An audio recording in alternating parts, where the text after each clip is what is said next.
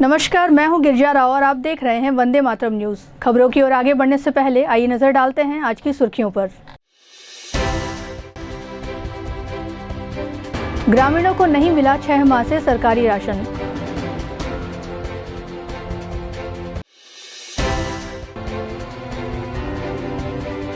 उन्नीस परिवारों को छत छीनने का डर सता रहा।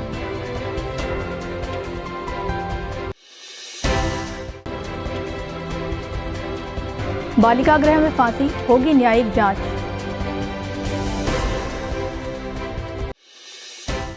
अब खबरें विस्तार से। पिछले 6 माह से ग्राम पंचायत मुडुनारा के ग्रामीणों को राशन दुकान से चावल, शक्कर और चना नहीं दिया जा रहा है। गरीबों के राशन को दुकान संचालक खुले बाजार में बेचकर अपनी जेब भर रहा है। खाद्य अधिकारी से शिकायत के बाद कोई कार्यवाही नहीं होने पर ग्रामीणों ने कलेक्टर से लिखित शिकायत की है। ग्रामीणों की माने तो सार्वजनिक वितरण प्रणाली के दुकान संचालक द्वारा उपभोक्ताओं से पहले अंगूठा लगवा लिया जाता है और कहा जाता है कि चावल नहीं आया है। इतना ही नहीं, घरों तक पहुंचकर अंगूठा लगवाया जा रहा है। अब देखना है कि ग्रामीणों के हक में फैसला कलेक्टर करते हैं कि नहीं।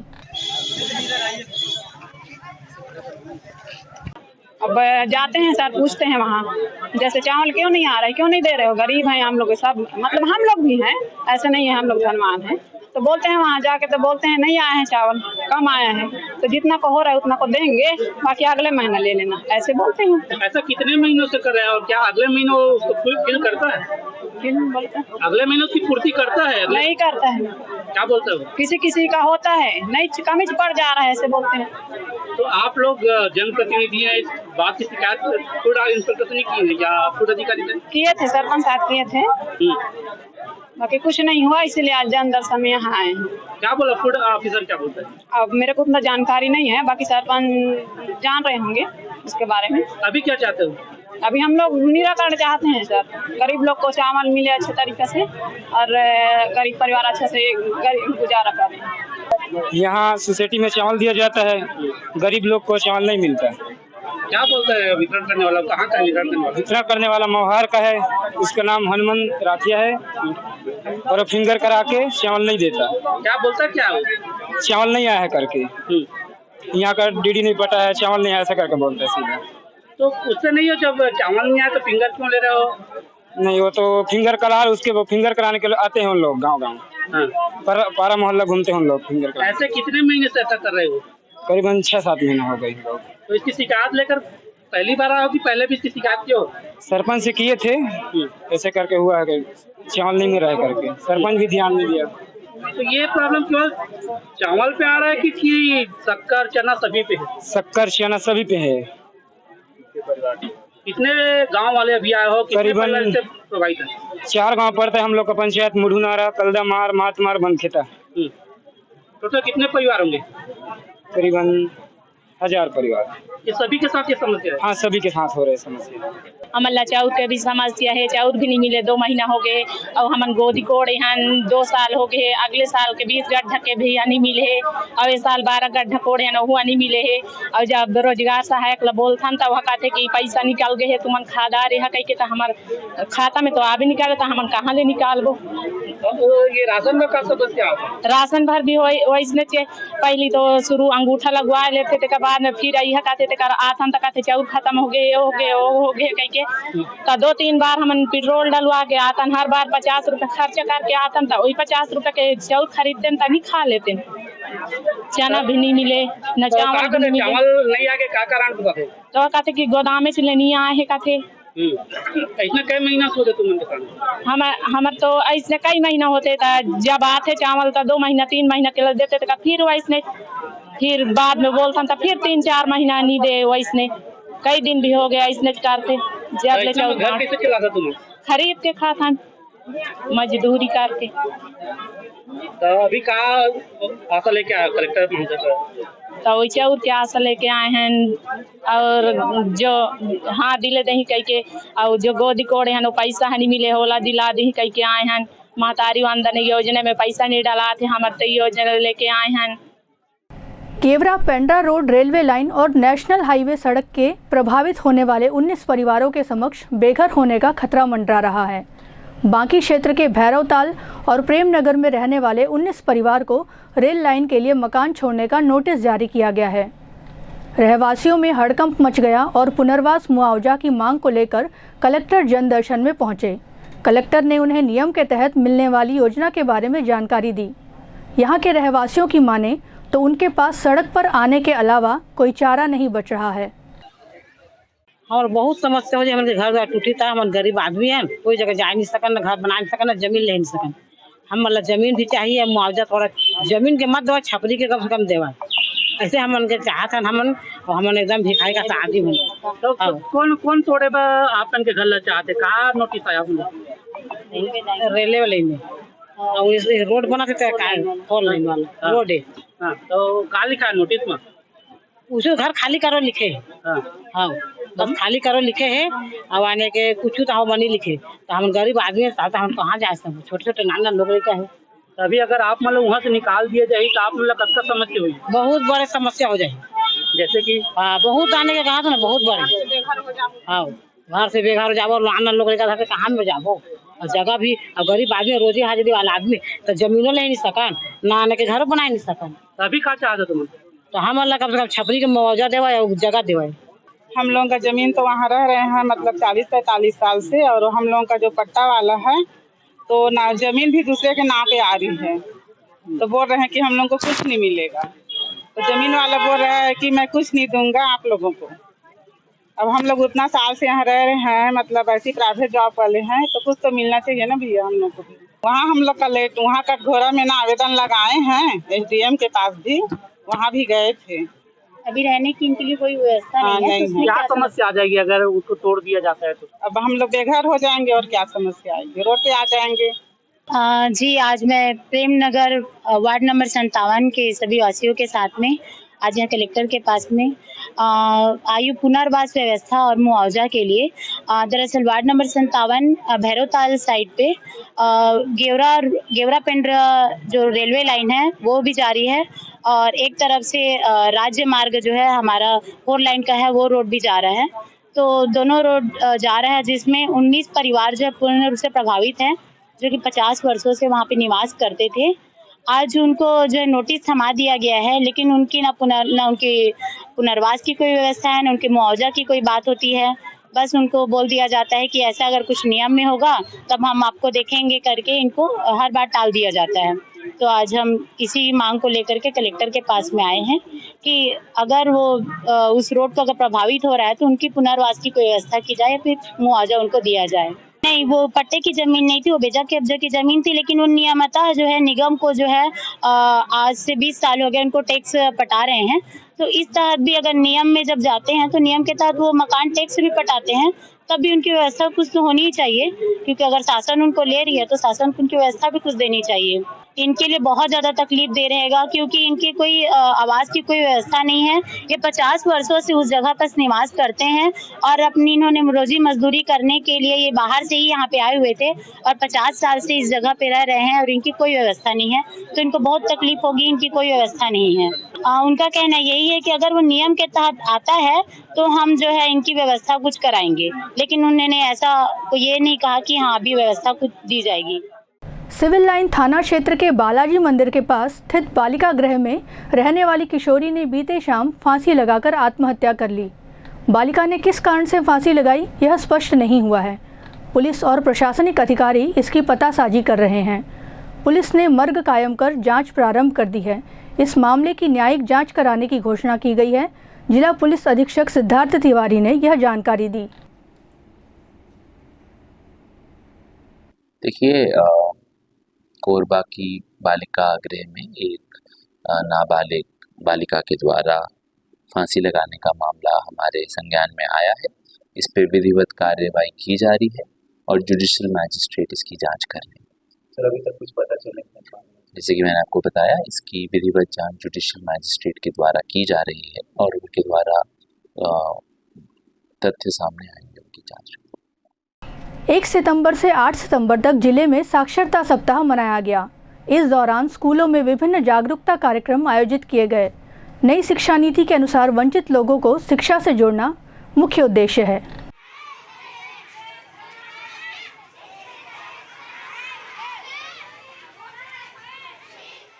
त्योहारी सीजन में सोनालिया चौक के पास लगातार लग रहे जाम से निपटने के लिए पुलिस ने यात्री बसों का मार्ग बदल दिया है। पुराना बस स्टैंड से यात्री बस अब राथाखार होते हुए नया बस स्टैंड टीपी नगर पहुंचेंगे। इस आदेश का पालन नहीं करने पर यात्री बस पर वैधानिक कार्यवाही की जाएगी। नया बस स्टैंड में पहुंचकर यातायात थाना में पदस्थ एएसआई मनोज राठौर ने बस मालिकों व बस चालकों को इसकी जानकारी दी।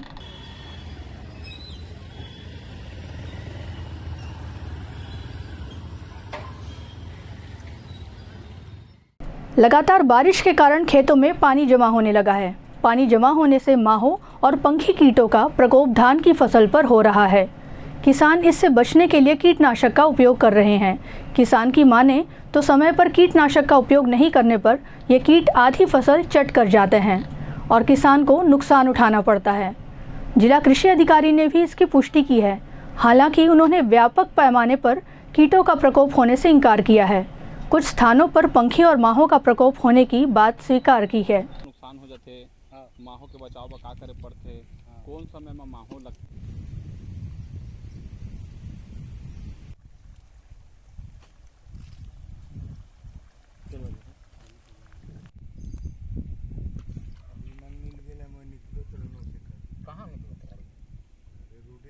अभी पानी के चलते पानी बहुत भर गए से खेत मन में, तो ओकर बाद में माहौल लग गई से कीड़ा, तो फिर कीड़ा के दवा लगाए हैं ना 505 का, तो फिर अभी ठीक है। अच्छा, अगर टाइम में दवा नहीं डाल पाए तो टाइम में दवा नहीं डाल पाने से पूरा जड़ तक पहुंचा देते हैं, फिर वो में फसल होने की कोई संभावना नहीं रहती। तो हम लोगों का बीमारी नहीं लगा है, जब बीमारी लगा है तो 555 छिड़काएंगे कह रहे हैं ना दवाई। कई किसान बता रहे हैं उनके खेत में माहौं लग गया, वो कैसे लगता है, कैसे बचाव करते हैं?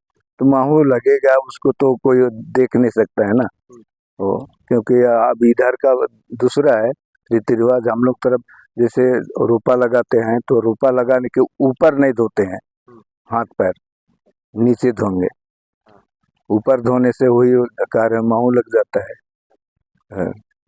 बताते हैं किस टाइम पे धान बोना सही रहता है कि माहौं ना लगे? वही तो कह रहा हूँ, जब ये 15 अगस्त के पहले जुलाई में ही, जुलाई से शुरू है, 15 जुलाई से जुलाई अगस्त, 15 जुलाई से 15 अगस्त तक का बोना है, उसमें तब ठीक रहता है। अगर जल्द से जल्द अगर खेत में अगर मतलब दवाई नहीं डाला जाता है तो कितना नुकसान हो जाता है?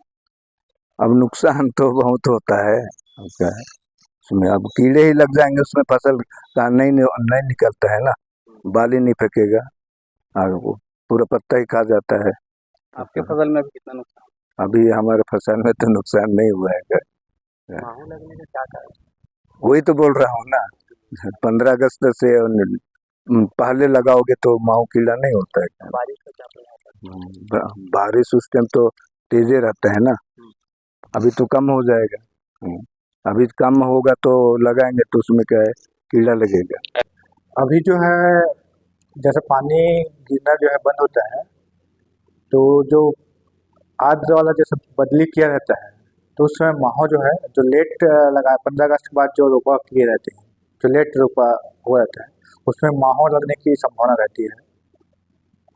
माहौं के अलावा अभी जो है अभी हम लोग ग्रामीण कृषि विस्तार अधिकारियों को निर्देश दिए हुए हैं कि वो लोग फील्ड में सतत भ्रमण करें करके, तो अभी कुछ जो है आपका बैक्टीरियल लिप लाइट रोग का, बंकी का और तना छिड़क का बता रहे हैं, लेकिन अभी उस लेवल पे नहीं आया है। जब इसका ATL लेवल पे हो जाता है तो कीटनाशक का छिड़काव करने के लिए किसानों को निर्देश दिए जा रहे हैं।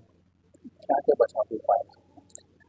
इसमें जो है हम लोग जैविक जो होते हैं, जैसे अपना बंकी के लिए जैविक विधियों से या सतत भ्रमण करने से, जैसे कीटनाशक छिड़क हैं उनके जो लावा दिखते हैं, तो जब उसका ATL लेवल जो बोलते हैं आर्थिक क्षति स्तर से ऊपर हो जाता है तो किसानों को रासायनिक उपयोग करने की सलाह दे रहे हैं। बाकी जब अधिक आवश्यकता ना हो तो मैकेनिकल जो है अपना निरीक्षण करके जानकारी देने के लिए किसानों को सलाह दिया जा रहा है। इसमें जो है जैसे किसान हैं उनको हम लोग जो है राष्ट्र खाद्य सुरक्षा मिशन के अंतर्गत जो है 1 हेक्टेयर में उनको जो है 1 हेक्टेयर में जो है नीलानाशक या कीटनाशक छिड़काव करने के लिए 500 रुपये प्रति हेक्टेयर जो है उसमें सब्सिडी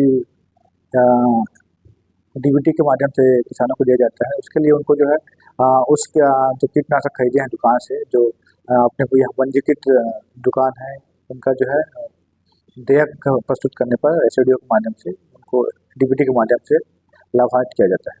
क्या संदेश देना चाहते हैं किसानों को? किसान जो है अभी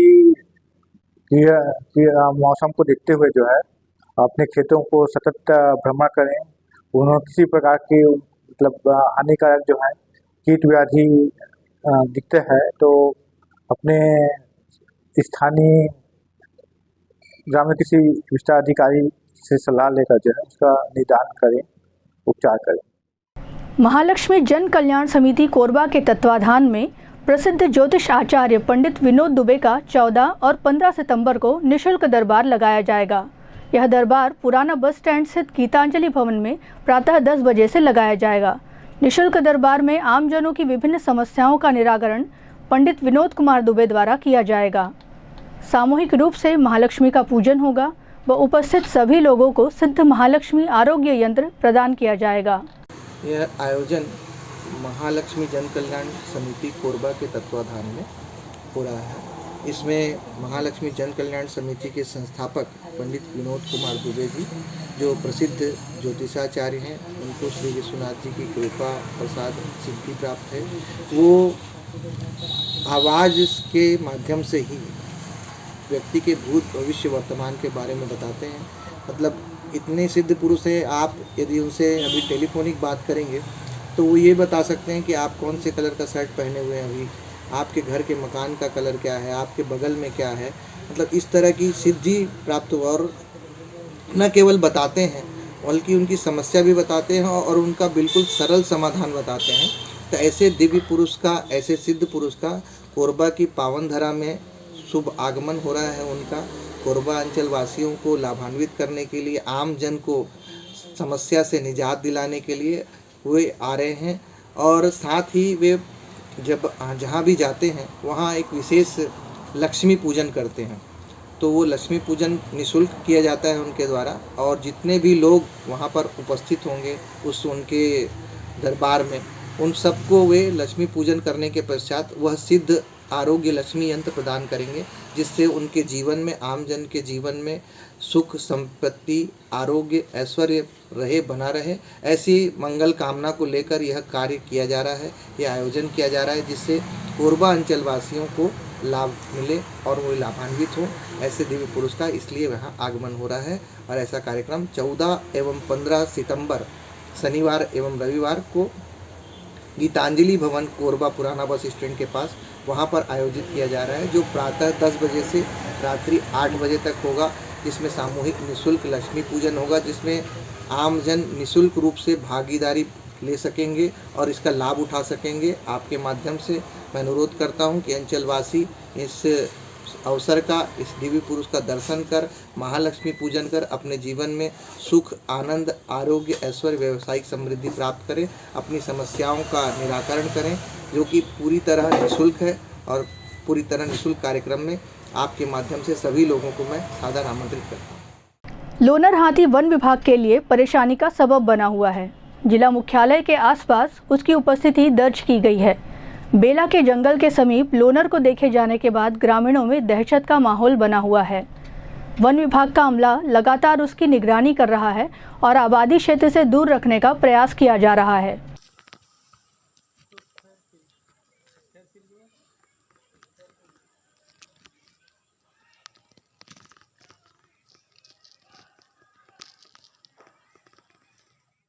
अब वक्त हो चला है हमारे खास और ज्ञानवर्धक कार्यक्रम बूझो तो जाने का।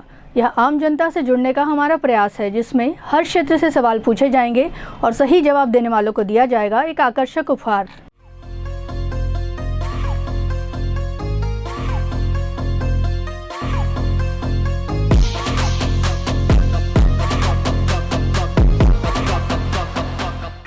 नमस्कार दर्शकों, आप सभी का स्वागत है हमारे खास कार्यक्रम बूझो तो जाने में।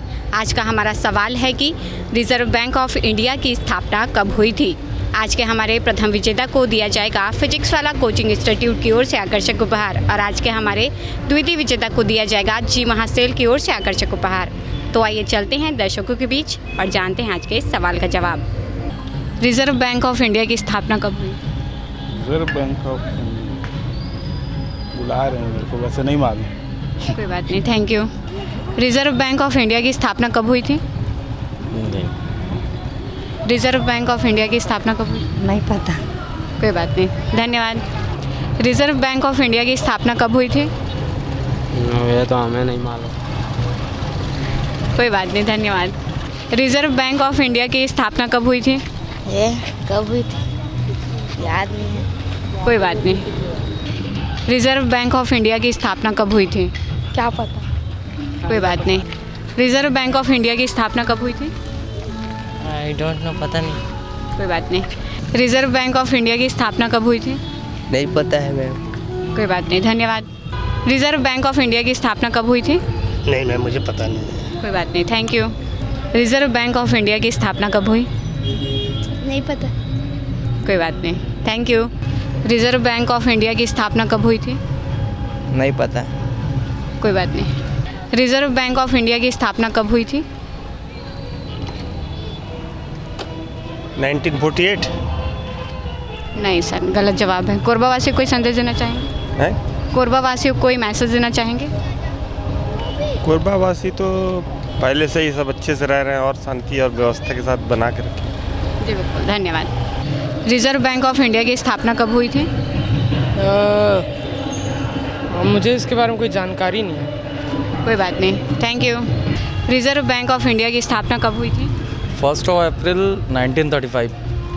बिल्कुल सही जवाब दिया है आपने। आपका नाम क्या है? रोहन सिंह। आपको दिया जाता है फिजिक्स वाला कोचिंग इंस्टीट्यूट की ओर से आकर्षक उपहार। Thank you. कैसा लग रहा है सर जीत के? बहुत अच्छा लग रहा है। कोरबा वासियों को कोई संदेश देना चाहेंगे?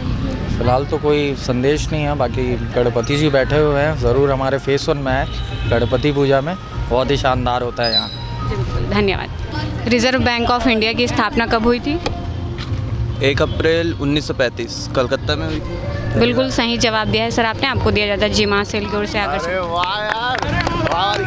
कैसा लग रहा है जीत के? अच्छा लग रहा है मैम, क्यों नहीं लगे। कोरबा वासियों को कोई मैसेज देना चाहेंगे? मैम, कोई नेता मिल जाए जो हमारे शहर की सड़क बना दे। इतने घटिया सड़क में चलने का मन नहीं करता है, क्या करेंगे, मजबूरी है। या जीत रहे हैं, सड़क बना दे कम से कम, और कुछ नहीं चाहिए। और जो सौंदर्यीकरण है ये सब तो दूर की बात है, बस सड़क बनवा दे हमारा। जी बिल्कुल, धन्यवाद। रिजर्व बैंक ऑफ इंडिया की स्थापना कब हुई? 1 अप्रैल 1935 में। बिल्कुल सही जवाब दिया है सर आपने। आपका नाम क्या है? ईशान खिरवट। लेकिन सर आज के हम प्रथम विजेता को हम इनाम दे चुके हैं, तो आप कोरबा वासियों को कोई मैसेज देना चाहेंगे? मैसेज तो ऐसा कुछ देना नहीं चाहता। Thank you. आज का हमारा सवाल था कि रिजर्व बैंक ऑफ इंडिया की स्थापना कब हुई थी, जिसका सही जवाब है 1 अप्रैल 1935। रिजर्व बैंक ऑफ इंडिया की स्थापना कोलकाता में हुई थी। आज के हमारे प्रथम विजेता रहे हैं रोहित सिंह, जिन्हें दिया गया है फिजिक्स वाला कोचिंग इंस्टीट्यूट की ओर से आकर्षक उपहार। और आज के हमारे द्वितीय विजेता रहे हैं राहुल तिवारी, जिन्हें दिया गया है जी महासेल की ओर से आकर्षक उपहार। आज के लिए बस इतना ही। कर फिर मिलते हैं एक नए सवाल और जवाब के साथ। बने रहे वंदे मातरम न्यूज़ के साथ, तब तक के लिए नमस्कार। खबरों का सिलसिला यूं ही जारी रहेगा। देखते रहिए वंदे मातरम न्यूज़। मिलते हैं अगले बुलेटिन में, तब तक के लिए नमस्कार।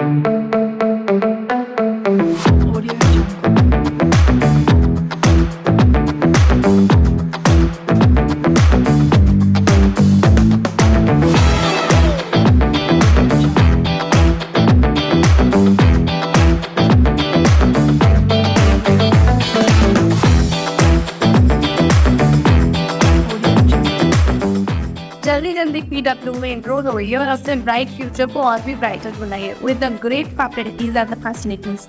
PW provide you with the great faculty and the facilities. Welcome to PW. See you soon.